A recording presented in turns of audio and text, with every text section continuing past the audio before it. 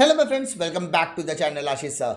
आज के इस वीडियो में हम बात करने वाले हैं एसपी के अंदर लेटर राइटिंग करते समय किन चीज़ों का ध्यान रखना है और साथ ही साथ एसपी के लेटर्स को किस तरीके से मकअप करना है, किस तरीके से बाहर करना है, या ऐसी कोई ट्रिक है क्या जिसमें हम एक ही फॉर्मेट को फॉलो करके एसपी के मेजॉरिटी लेटर्स को लिख सकते हैं। तो आज के इस वीडियो में मैं आपको बताने वाला हूँ एसपी की ऐसे लेटर राइटिंग की ट्रिक जिसको मैंने खुद मेरे एग्जाम में फॉलो किया था जब मैं 12th स्टैंडर्ड में आज से 13 साल पहले था। तो ये सारे ट्रिक को आप फॉलो कीजिए, आप अच्छे से अच्छे मार्क्स निकालने की कोशिश कर सकते हैं। और आपके पेपर में टोटल 15 मार्क के लेटर्स होते हैं जिसमें से आपको 10 मार्क का लेटर अटेम्प्ट करना होता है।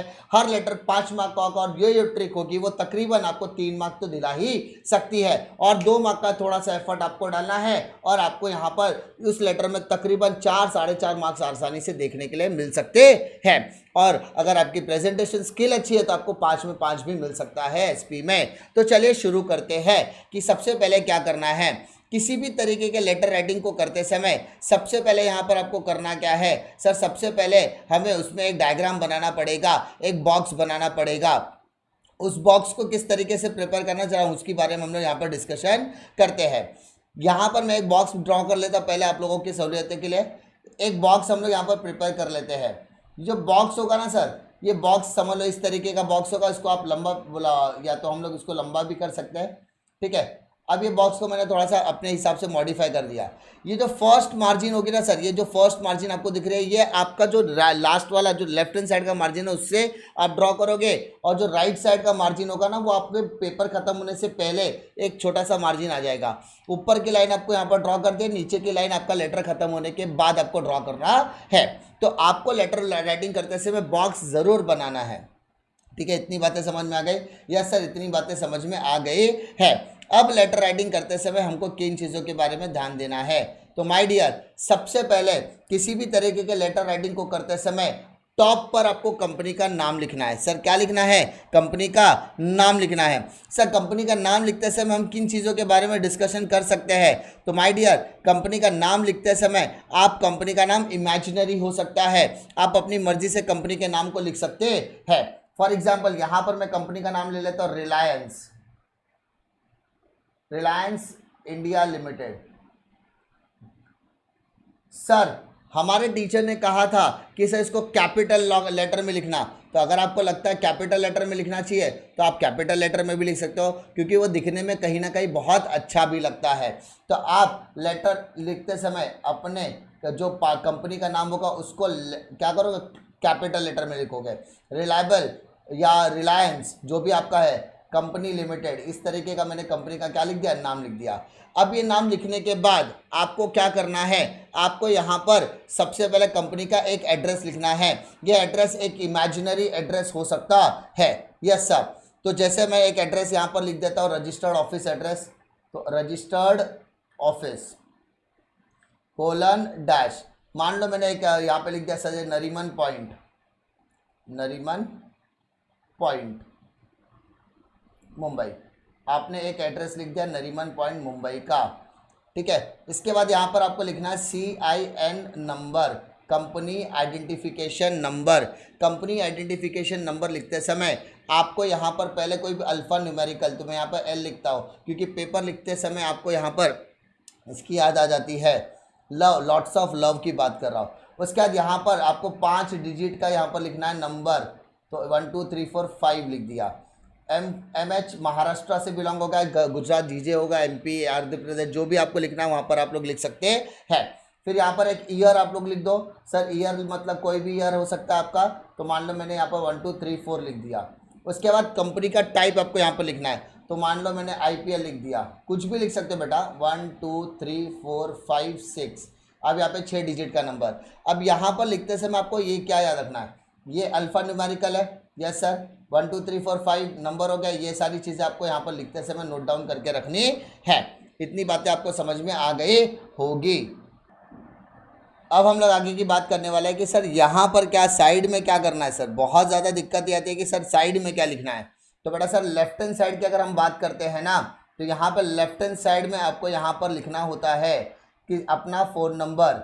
अब यहाँ पर अगर हम फ़ोन नंबर की बातें करते हैं तो सर यहाँ पर आप क्या नंबर लिखना पसंद करोगे। तो बेटा 022 तो मुंबई का कोड हो गया, 1 2 3 4 5 6 7 8 जो भी आपको मन करता है वो नंबर यहाँ पर आप लिख दीजिए। उसके बाद सर यहाँ पर फैक्स नंबर की अगर हम बातें करते हैं तो सर क्या लिखेंगे, तो सर ये फैक्स नंबर भी आप अपनी मर्ज़ी से लिख सकते हैं, इसमें कोई भी दिक्कत आने वाली नहीं है। इसके बाद यहाँ पर आपको आएगा रेफरेंस नंबर। रेफरेंस नंबर क्या करना, कंपनी का जो इनिशियल्स है, reliable company limited, Reliance India limited जो भी है, उसके आगे आप कोई भी नंबर डाल देना, जैसे 007 ऐसा डाल देना। ठीक है, ये लेफ्ट साइड का फॉर्मेट हो गया। अब राइट साइड के फॉर्मेट की तरफ बात करते हैं तो यहाँ पर आप कंपनी का वेबसाइट मेंशन कर सकते हैं सर। वेबसाइट पे कैसे मेंशन करना, www.reliablecompany limited.com ऐसा एक वेबसाइट बना देना खुद का। Yes sir. उसके बाद जीमेल यहाँ पर आप मेंशन कर देना। जीमेल कैसे मेंशन करना सर, वही कैसा, reliable@gmail.com। आप मेरी भावनाएं को समझ जाना, जो मैं बताना चाहता हूँ उसको समझना, स्पेलिंग को इग्नोर करना। फिर डेट यहाँ पर मेंशन हो जाएगी, डेट जिस दिन, जैसे कल आप पेपर लिखोगे तो कल का डेट यहाँ पर आप लोग डाल देना, जैसे यहाँ पर 11 मार्च 2022। क्लियर।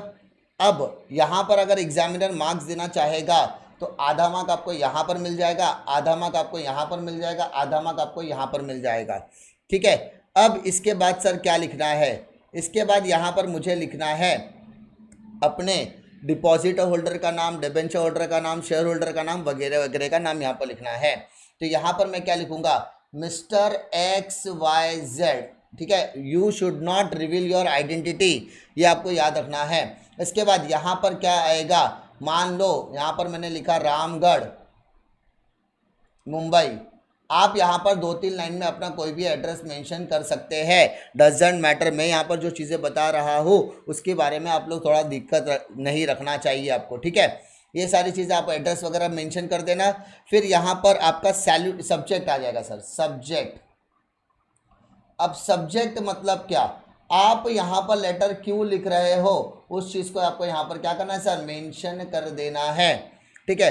अब अगर यहाँ पर एग्जामिनर चेक करेगा तो ये दोनों चीज़ें आपको मिलाकर कहीं ना कहीं आधा मार्क दे देने वाला है। यस सर, इतनी बातें समझ में आ गई है। अब मैं यहाँ पर क्या करूँ, तो सर यहाँ पर अब आपको यहाँ पर डियर करके लिखना है। सर डियर की जगह पर अगर मैंने सिर्फ सर मैडम लिखा तो चलेगा क्या, यस सर लिखा तो भी चलेगा, आपने यहाँ पर मैडम मेंशन किया तो भी चलेगा, लेकिन आपको ये सारी चीज़ें मेंशन ज़रूर करनी है ताकि आपके मार्क्स बिल्कुल नहीं कटने चाहिए। अब यहाँ पर आपको पहला पैराग्राफ क्या लिखना है उसके बारे में यहाँ पर डिस्कशन करने वाले हैं। चलिए हम लोग शुरू करते हैं, क्या होगा पहला पैराग्राफ। अब यहाँ पर हम फर्स्ट पैराग्राफ लिखने जाने वाले हैं। अब फर्स्ट पैराग्राफ क्या होगा, तो यहाँ पर आपके लिए कॉमन पैराग्राफ की मैं स्ट्रक्चर बन रहा हूँ। पहला पैराग्राफ आपके लिए हर लेटर में आप कॉमन लिख सकते हो ताकि आपको मैक्सिमम मार्क्स यहाँ पर मिल सके। तो सबसे पहले यहाँ पर लिखना है I am directed bye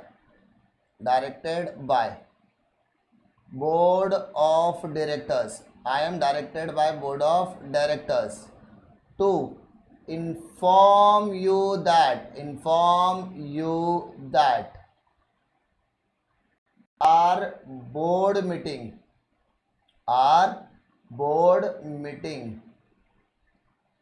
was held on। अब यहाँ पर आपको एक तारीख डालनी है, जिस दिन आपने लेटर लिखा उसके पहले की तारीख आएगी, हेल्ड ऑन रिगार्डिंग। अब किस रिगार्डिंग में है, तो भाई साहब जो सब्जेक्ट रहेगा उसी के रिगार्डिंग में रहेगी, तो ये चीज़ें आपको यहाँ पर मेंशन करनी है सब्जेक्ट के हिसाब से। ठीक है, I am directed by the board of director to inform you that our board meeting was held on तारीख regarding so and so D. ठीक है, passing ordinary resolution, special resolution आपके ऊपर डिपेंड है क्या लिखना है, तो यहाँ पर मैं ऑर्डिनरी रिजोल्यूशन लिख रहा हूँ। तो ये चीज़ें आपको यहाँ पर फर्स्ट पैराग्राफ में लिखनी है। अब द डिटेल्स ऑफ, अब किसके बारे में डिटेल्स है, तो details of so and so are explain as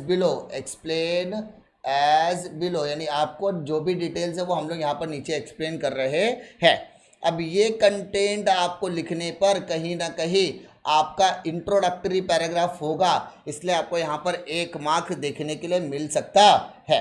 अब यहाँ पर आपको नीचे इस पर्टिकुलर पार्ट में आपको एक टेबल ड्रॉ करना होता है। ये टेबल आप अपने कन्वीनियंस के हिसाब से ड्रॉ करेंगे, लेकिन आपको ये टेबल की प्रैक्टिस करके लेनी है, ठीक है। अगर आपने ये टेबल नहीं बनाया तो भी आपको 2 से 2.5 मार्क तो मिल जाएंगे, लेकिन एडवाइस ये रहेगा कि टेबल आप बनाओ, आप ये टेबल को ड्रॉ करो। जैसे मैंने अभी बताया ना 7, 8, 10 लेटर जो भी आपको दिए है टेक्स्ट बुक में, उस सबके स्टार्टिंग के पैराग्राफ आप सब कॉमन रखने की कोशिश करो और सिर्फ ये टेबल बनाने की प्रैक्टिस करोगे तो आपको ज़्यादा से ज़्यादा मार्क्स मिल जाने वाले हैं। अब जैसे ये टेबल वाला पार्ट आप कंप्लीट करोगे तो यहाँ पर आपको 1 मार्क और मिल जाएगा इस टेबल को देखकर, ठीक है। टेबल को देखकर आपको कितने मार्क्स मिल जाएंगे, 1 मार्क आपको और मिल जाने वाले हैं। अब लास्ट का जो कंक्लूजन वाला पैराग्राफ है उसकी हम लोग यहाँ पर बात करने वाले हैं। तो माय डियर, ये कंक्लूजन वाला पैराग्राफ है ना, बहुत ज़्यादा इंपॉर्टेंट होता है आपके एग्जामिनेशंस के लिए। मान लो यहाँ पे क्या लिखना है, इन केस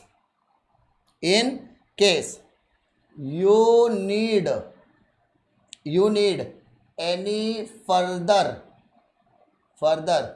इंफॉर्मेशन, यानी अगर आपको और किसी तरीके की इंफॉर्मेशन चाहिए और या जो चीज़ें हमने टेबल में एक्सप्लेन की है उसके रिगार्डिंग में अगर आपको एक्सप्लेनेशन चाहिए तो यू कैन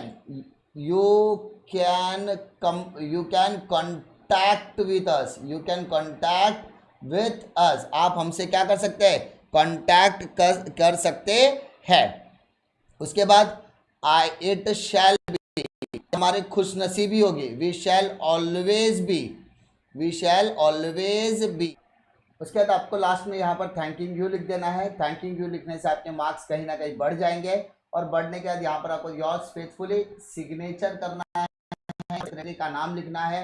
एसडी, जब एसडी की लिखते हैं तो एसडी का मतलब होता है सिग्नेचर, ठीक है, ऑफ सेक्रेटरी। एंड यहाँ पर किसी का भी नाम यहाँ पर मेंशन करने की फिलहाल ज़रूरत नहीं है, ठीक है। यहाँ पर कंपनी का लास्ट में नाम आ जाएगा एंड इस पर आपको 1 मार्क देखने के लिए मिलेगा।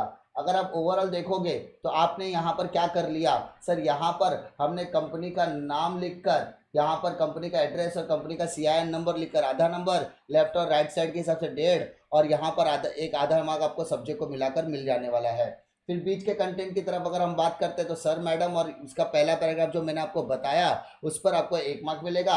टेबल वाली चीज़ें आप लिखकर प्रैक्टिस कर लीजिए, उसको आगे जितनी ज़्यादा हो सके आप लोग उसको प्रैक्टिस करोगे तो आपको टेबल भी ज़्यादा हार्ड लगने वाला नहीं है। उसका लास्ट के पैराग्राफ और जो लास्ट का कंक्लूजन वाला पार्ट रहता है उस पर आपको 1 मार्क मिल जाएगा। इस तरीके से आप कितना भी कैसा भी लेटर आएगा आप 3 से लेकर 4 मार्क तो ईजिली अचीव कर ही सकते हो।